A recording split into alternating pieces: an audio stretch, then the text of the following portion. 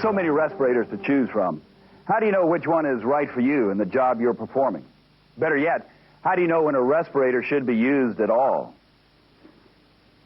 When the air you're breathing does not contain enough oxygen, or when it contains too much of any harmful substance, you are putting your respiratory system and yourself at risk.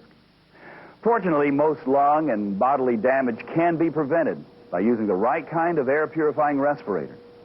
A respirator can filter out or absorb the contamination from the air, making it safe to breathe. It'll also provide protection against inadvertent ingestion. And depending on the type of mask used, it may protect the eyes from both physical and chemical hazards. Will you always be aware of a hazardous situation? Well, most likely you won't, because some of the most dangerous respiratory hazards can't be detected by the five senses. Very often, some of the worst hazards, the ones that can cause very serious illness, produce no immediate symptoms at all. How you feel, what you see, or what you smell is not always a good indication of whether or not a respirator is required. Therefore, you need to be aware of the conditions of your working environment and choose a respirator according to the respiratory hazards that may exist. Before choosing a respirator or any breathing apparatus, you should be aware of the more common types of respiratory hazards that might be encountered and which may require the use of a respirator. When working outdoors, oxygen deficiency is not a common problem. Typically, it occurs in confined areas such as buildings and storage spaces where air has been displaced by gases or oxygen has been consumed by rust, fire, or aerobic bacteria. If the oxygen level is too low to support life, the person will pass out in seconds and die within minutes. However, through proper and frequent air monitoring conducted by your employer, you will know whether the air is safe to breathe without the use of a self-contained breathing apparatus. Particulate contaminants can occur in the form of dust, fumes, or mist.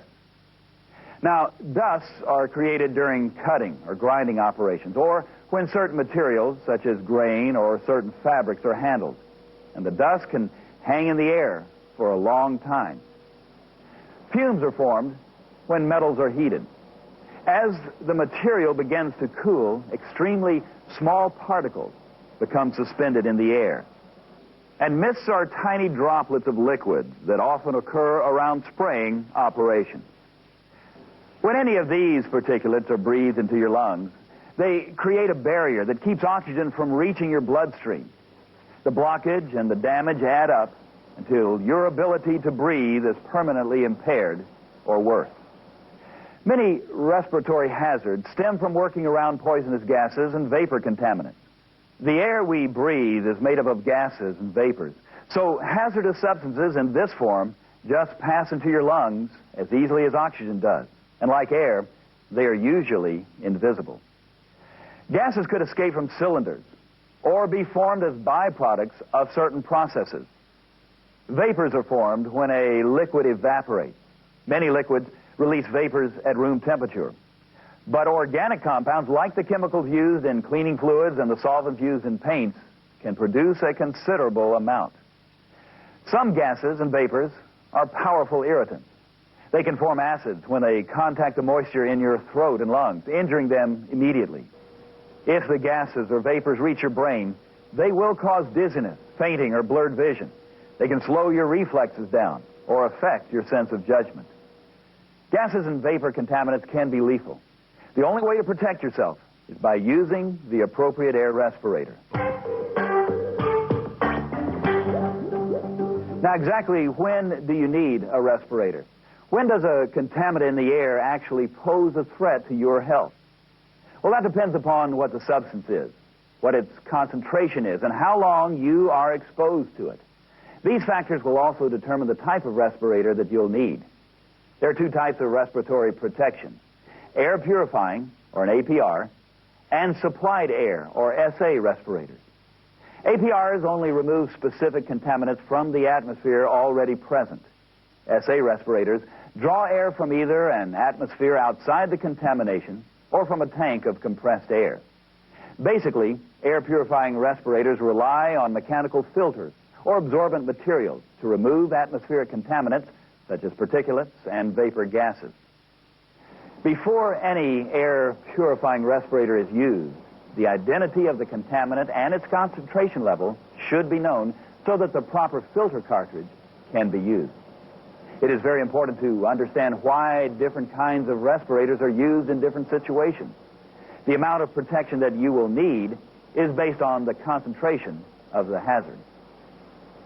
For low concentration, a disposable dust respirator may be adequate. It provides some protection against toxic dust and mist and even welding fumes. It consists simply of a cloth or a paper filter placed over the nose and mouth, held in place by an elastic strap fitted over the head. However, it is difficult to get a good fit or a seal with this device. The half-mask air purifying respirator is the type most frequently used. It works by passing the air around you through some kind of purifying element.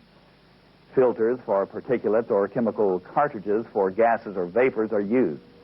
It fits from above the nose to below the chin and utilizes either one or two cartridges for contaminant removal. This unit is used for protection against pesticides, dust, acid gases, organic vapors, and other materials for which there are appropriate cartridges. Remember, a filter or cartridge designed to protect you from any one type of hazard may not protect you at all from other ones. And the cartridges that are used on half-mask respirators and full-mask respirators are color-coded for specific hazards. A full-face respirator tends to seal better on your face and gives additional protection compared to the other types of respirators. There is an effective barrier over the mouth, the nose, and the eyes, and can be used when extra protection is needed. Supplied air respirators must be utilized when chemical concentration levels are too high for an air purifying respirator or when the level of chemical contamination is undetermined. Instead of purifying the atmosphere, they supply clean air to the mask. A self-contained breathing apparatus, or SCBA, is a good example of an SA respirator.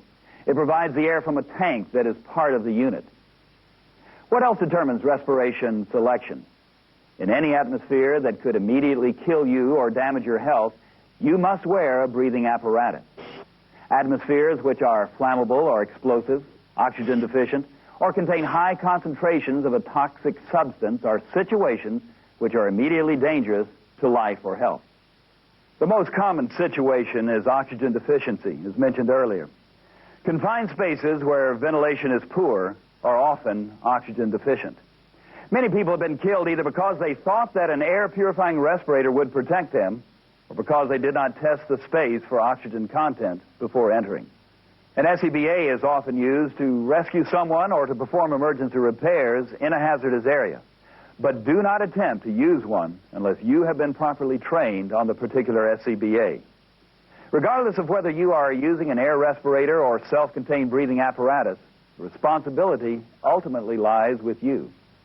Respirators should be provided by the employer when such equipment is necessary to protect the health of the employee, and the respirators should be applicable and suitable for the purpose intended.